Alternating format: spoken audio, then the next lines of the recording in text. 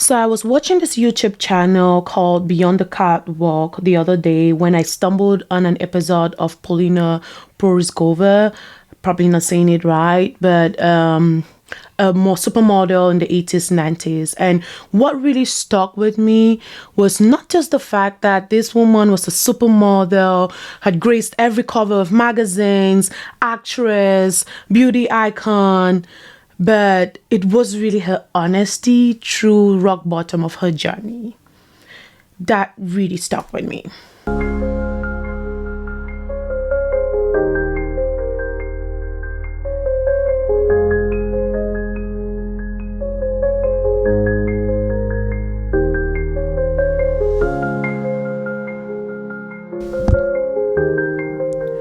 The gardener doesn't curse the seasons, he plants accordingly. Wisdom lies in adapting, not complaining.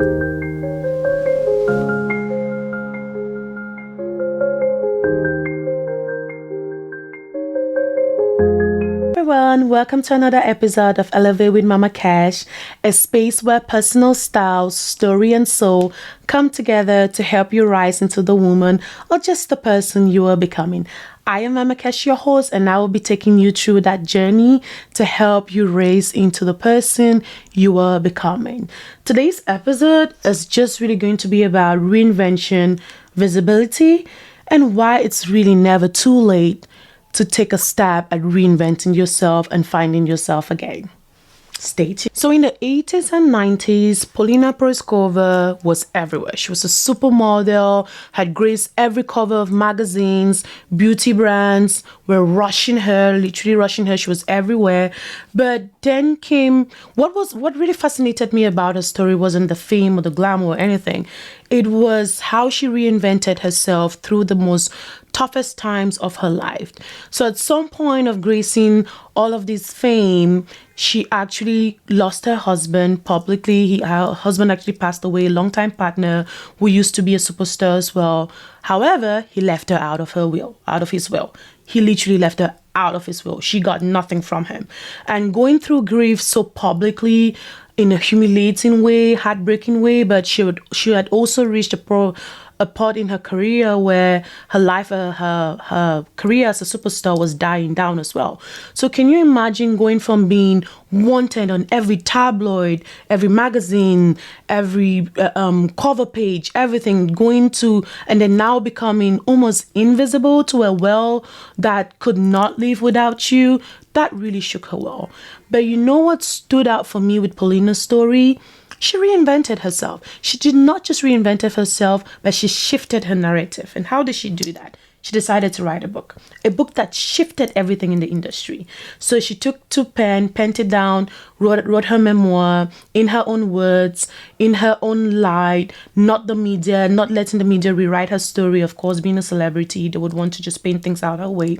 But she decided to reinvent her own story or reinvent herself through her own story. So writing that book really put her on a different stage. Now, you might ask yourself, well, what does that really have to do with me?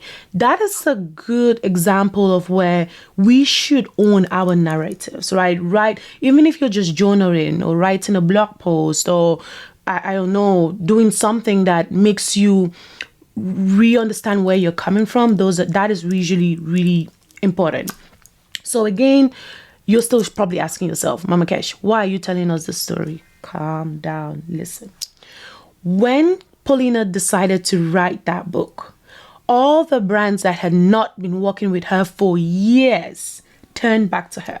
She became a face of the new edge of a woman late in her 60s. She started taking model pictures again for herself, for her own journal, and just posting it on the social media. And the next thing, people brands started picking up on it again and again. With the memoir she wrote, the way she wrote her story, the way she told her story, brands just took liking back to her, right? So my point is, she reinvented herself, started working with brands like Karen Millen and different clothing brands, and became the face of the brand again. So it's just to tell you that you can reinvent yourself at any age. Really, at any stage of your life, you can really do that. So yes, some will say, well, she used to be a model, so maybe it was easy for her to come back. Not really. She had really reached rock bottom. So remember, her husband literally wrote her off from the wheel, right? So she really didn't have access to many of these things, a life that she had lived throughout her life, and then just going back to rock bottom. But rather, she chose to reinvent herself, reinvent her image, and she became the face of what an elderly woman she really looked like in day and age. And that for me is powerful, because it just tells us that style is not at a specific stage of our lives. It's something that you carry throughout your life, year or not. So don't tell yourself that, well, maybe I used to be fancy when I was much younger. I used to wear all of these clothes. Right now, I'm now a mom. I think my time has passed. I need to focus on different things. That's true, because at every stage of your life, you want to evolve, right? You don't want to be where you were when you were 20 or in your teens or whatever. You want to evolve. But again, your style can very well evolve with you, and that's not a problem. You can reinvent yourself throughout your life cycle, like literally throughout your life cycle. Why pause and say, hey, I'm on the new phase of my life, so these things are no longer going to be an importance to me? No, just reinvent yourself, figure out what really works better for you at that stage in time, right? So yeah, that's why I'm really telling you guys the story. This was a woman that came from nothing, became a model, reinvented herself, crashed to rock bottom, and still reinvented herself in her 60s. You can literally do it. No one should tell you that, oh my God, style is very vain. That's not true. It's part of who we are as people. It's part of our essence. It's part of our being. And embrace it. Embrace it. So you see, Paulina really didn't just write herself back. She dressed herself back into the industry, really. By wearing things that made her strong, made her seen as a woman of her age, she literally convinced these other brands that, hey, you guys should really be relating to women that really want to feel strong again while in their later years of their life. And that worked. So this story really is not because, oh, it's someone who is from a point of being in the social eye or anything. But if she could do that with the public looking at her and scrutinizing every single move or scrutinizing every single move of hers, what more of you in your private life? That's just to tell you that you can do it, right? You can go back and figure out, what are the things that I used to really do that really make me feel strong again? Bring those things back. And if it has shifted into something different, that's totally fine, right? You can anchor on what is new, what works for you now, but it's never too late. So let's stop with the narrative of, oh, I think my time has passed. I'll just focus on what is being dealt to me now. Girl, you still have to wear clothes. You still have to look good. That's the point. So you can reinvent yourself throughout your journey, throughout your life cycle. So you might ask yourself, well, how does this story really tell me or help me reinvent myself again, right? It's just telling you to go back to yourself and give yourself a chance. What are some things that you used to like doing? It might not be even dressing up. It might have been some activity you used to really love doing before.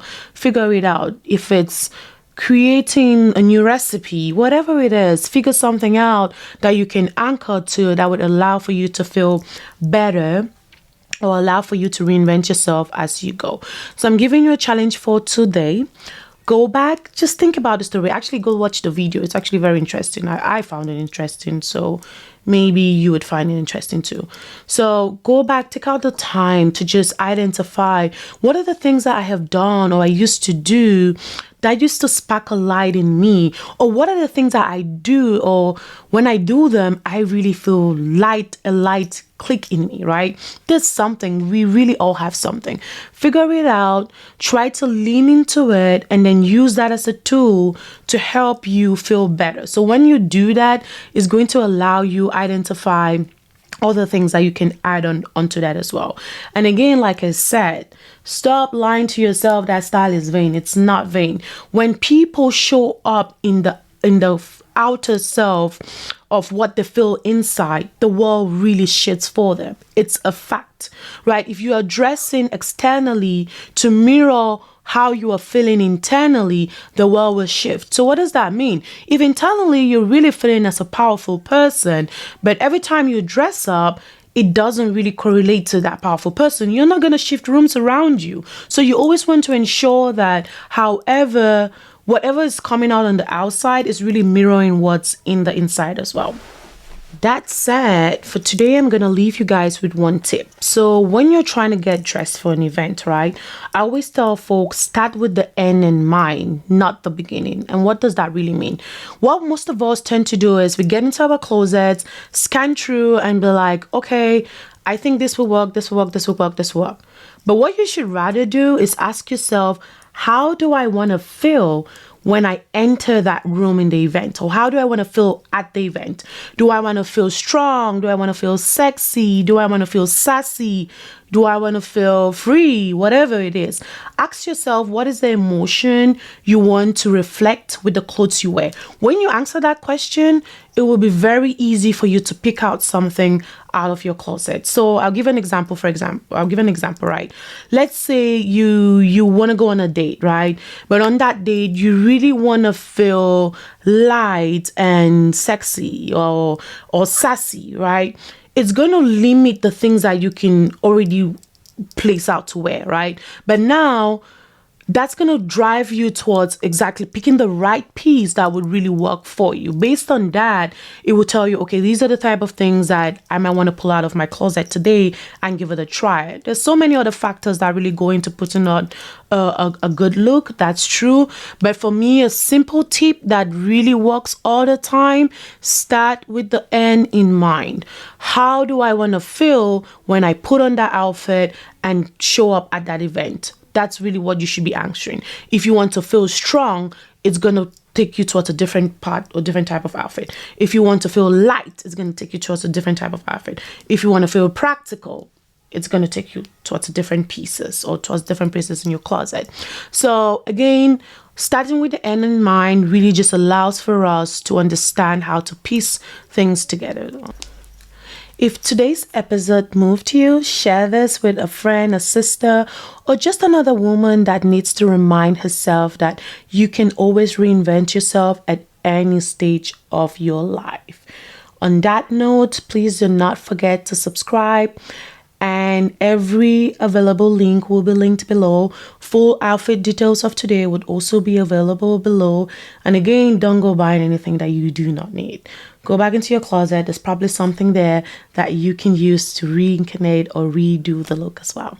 On that note, I also invite you, if you are ready to start a journey of just redefining your style again or redefining your personal style and space, don't forget to reach out and we'll book a one-on-one and just go through exactly what your new style really means for you or where you want to be in your style journey.